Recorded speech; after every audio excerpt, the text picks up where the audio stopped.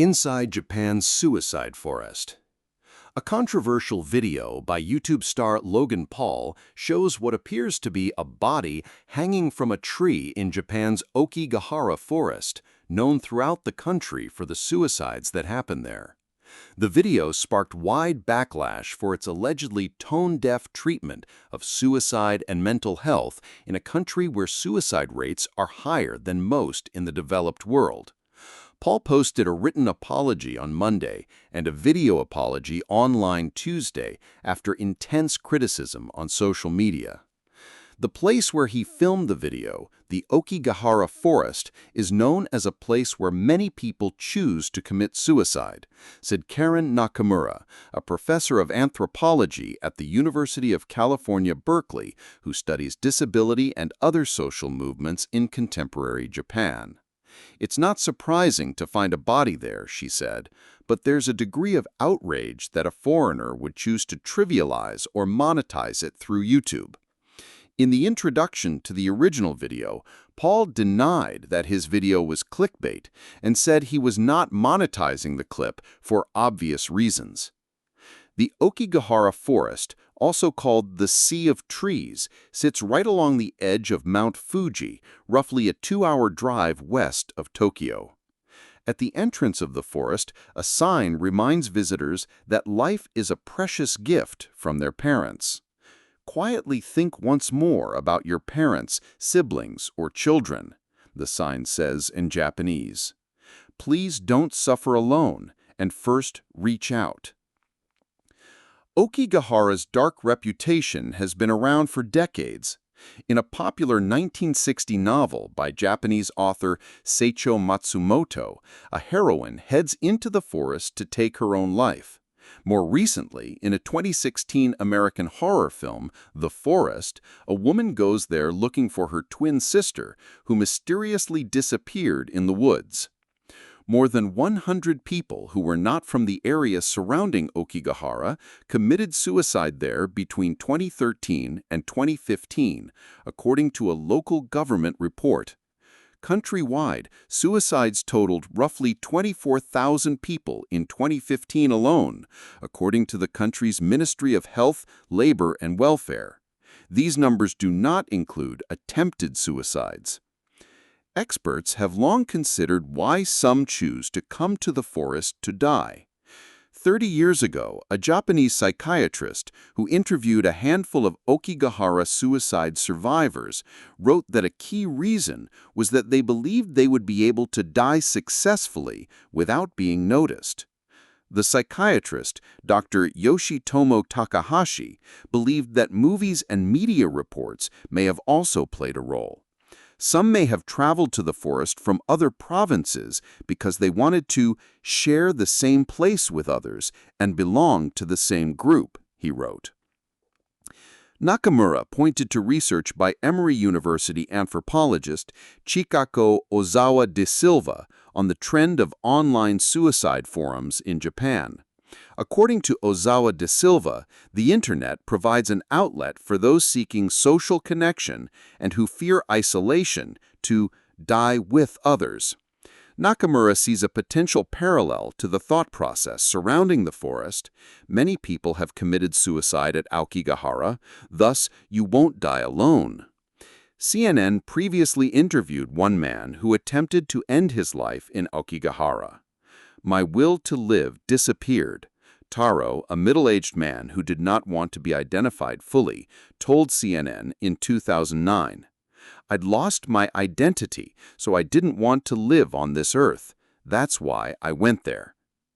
Taro bought a one-way ticket to the forest, having been fired from his job at an iron manufacturing company. He lost any sense of financial stability. You need money to survive, he said. When he got to the forest, he cut his wrists, but the wounds were not fatal.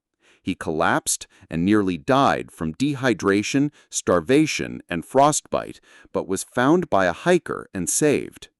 Over the years, there have been some attempts to curb suicides in the forest and nationally. Local authorities posted security cameras at the entrances of the forest, hoping to track those who walk inside, according to Imasa Watanabe of the Yamanashi prefectural government.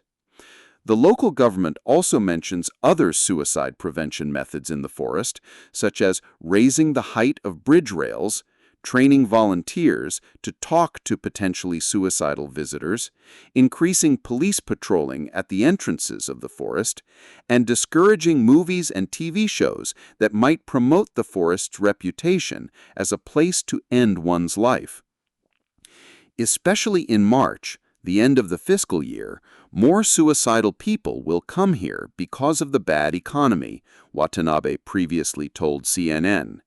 It's my dream to stop suicides in this forest, but to be honest, it would be difficult to prevent all the cases here. Suicide in Japan. Japan was ranked 26th globally among age-adjusted suicide rates in 2015, according to the World Health Organization. Overall, there were 15.4 suicides per 100,000 population, which breaks down to 9.2 for women and 21.7 for men. That figure sits above most developed nations, including the United States, 12.6, the United Kingdom, 7.4, and Italy, 5.4, but below several others, such as Belgium, 16.1, and South Korea, 24.1.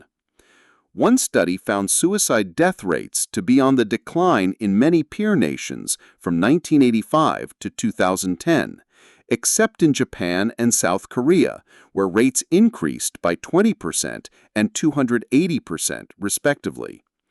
Multiple analyses suggest a major impact in Japan was the economic crisis that struck the country in the late 1990s. Other studies in government materials have cited a number of risk factors, including academic pressures, depression, overwork, financial struggles, and unemployment. Suicide is an extremely complex phenomenon with multiple factors, including economic recession in Japan, Nakamura said.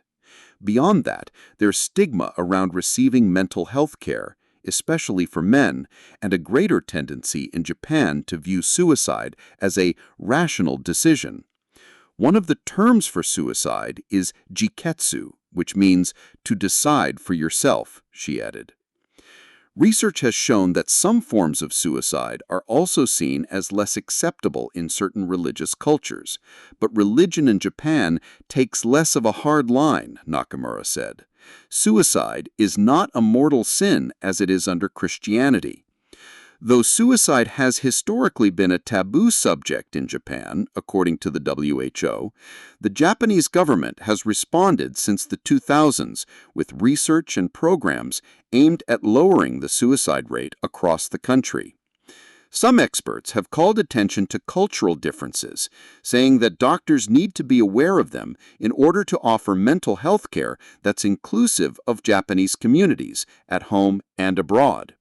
For example, Takahashi wrote about how American psychiatrists might learn to spot atypical depressive symptoms in certain Asian populations for whom mental illness is surrounded by stigma and who might be more reluctant to discuss their problems with therapists. But when it comes to the now viral YouTube video, the story is less about what sets Japan apart and more about how it's often perceived as other by Americans, like 22-year-old Paul, according to one anthropologist. His motivation to go to this particular spot is not an accident. It is part and parcel of a larger American fascination with Japan. If you enjoyed the video, don't forget to like, comment, and subscribe to The American Playbook. Your support means the world to us. Thank you.